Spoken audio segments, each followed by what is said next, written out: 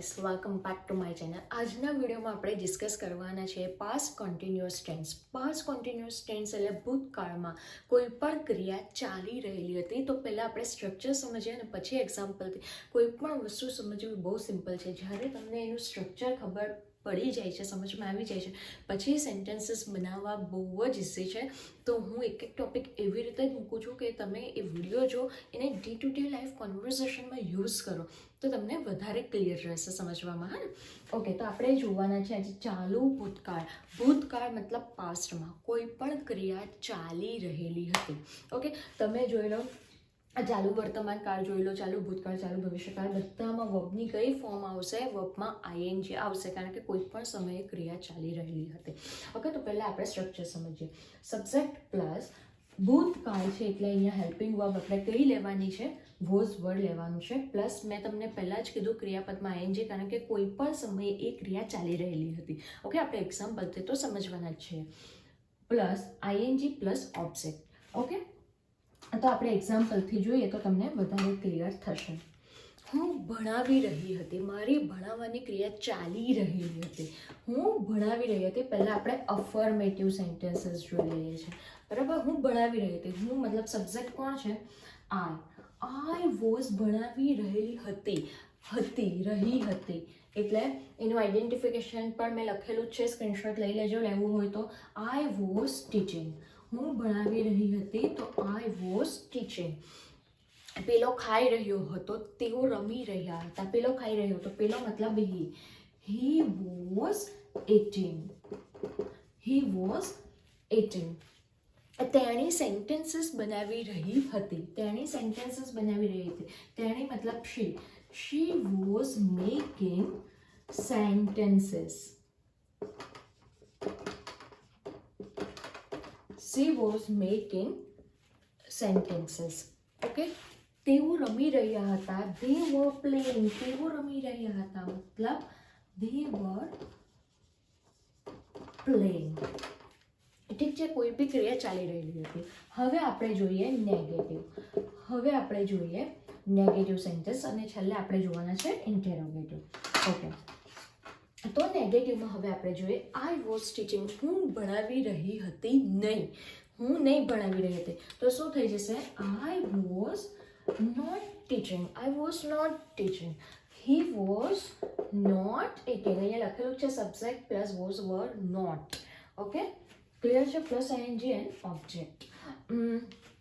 તેઓ રમી રહ્યા નહીં હતા. They were not playing. She was not making sentences. ખાલી તમારે નોટ જ એડ કરી દેવાનું છે. નેગેટિવ એટલે નોટ. બહુ જ સિમ્પલ છે. બહુ જ સિમ્પલ છે. હવે આપણે જોઈએ ઇન્ટેરોગેટિવ સેન્ટેન્સીસ. હવે આપણે જોઈએ ઇન્ટેરોગેટિવ એટલે કે પ્રશ્નાર્થ વાક્યો. પ્રશ્નાર્થ વાક્યોમાં always question mark compulsory.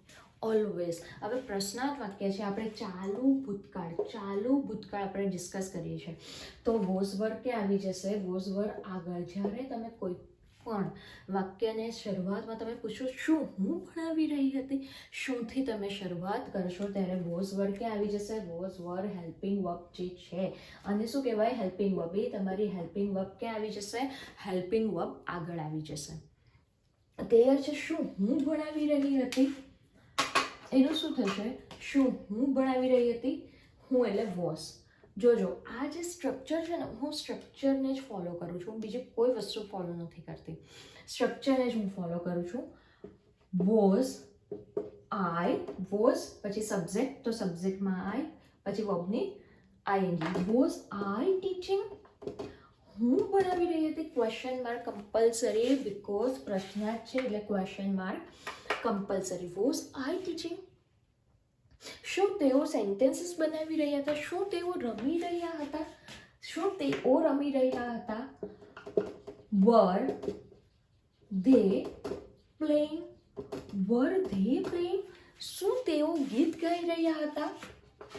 Var they singing a song. શું પેલી સેન્ટેન્સીસ બનાવી રહી હતી? Was she making sentences? કે કેટલા બધા વાક્યો, બહુ જ એટલે બહુ જ સિમ્પલ છે. ઇન્ટરોગેટિવમાં તમે WH થી પણ બનાવી શકો છો. WH family members, why, what, who, whom. એનાથી આપણે એ પછીના વિડીયોમાં ડિસ્કસ કરીશું. આજના વિડીયોમાં આપણે આટલું જ, પહેલાં તમે આટલું જ ડિસ્કસ કરો તો એ પણ બહુ WH ફેમિલી બહુ જ મોટી છે એના મેમ્બર્સ, એ આપણે પછી ડિસ્કસ કરીશું. પહેલાં તમારે આ જ તમારા મગજમાં હોવું ખૂબ જ જરૂરી છે. હવે આપણે એક એવું સેન્ટેન્સીસ લઈએ જે આપણે અફર્મેટિવમાં પણ બનાવીએ, નેગેટિવમાં અને ઇન્ટેરોગેટિવમાં પણ બનાવીએ. તમારે પણ મારી સાથે બનાવવાનું છે. તમે પણ મારી સાથે પ્રેક્ટિસ કરશો તો મને પણ ભણાવવાની વધારે મજા આવશે, હે ને તમે પણ શીખી શકશો. ઓકે, તો હવે આપણે એક સેન્ટેન્સ લઈએ. હું જઈ રહી હતી. હું જઈ રહી હતી. હું મતલબ સબ્જેક્ટ કોણ છે? આઈ. તો હું, આઈ મતલબ subject. I was going. I was going. હું નહીં જઈ રહી હતી. I was not going. શું હું જઈ રહી હતી? Was I going?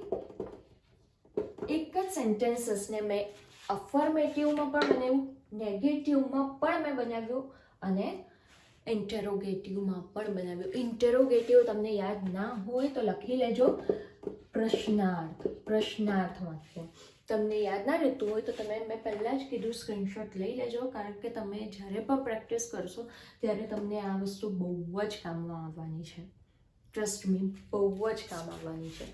હા ને, આજના વિડીયોમાં એટલું જ. જ્યાં પણ તમને નથી ખબર પડી તમે મને કોમેન્ટ સેક્શનમાં કોમેન્ટ કરીને પૂછી શકો છો. ઓકે, આજના વિડીયોમાં એટલું જ. હવે પછી આપણે નેક્સ્ટ વિડીયોમાં મળીશું.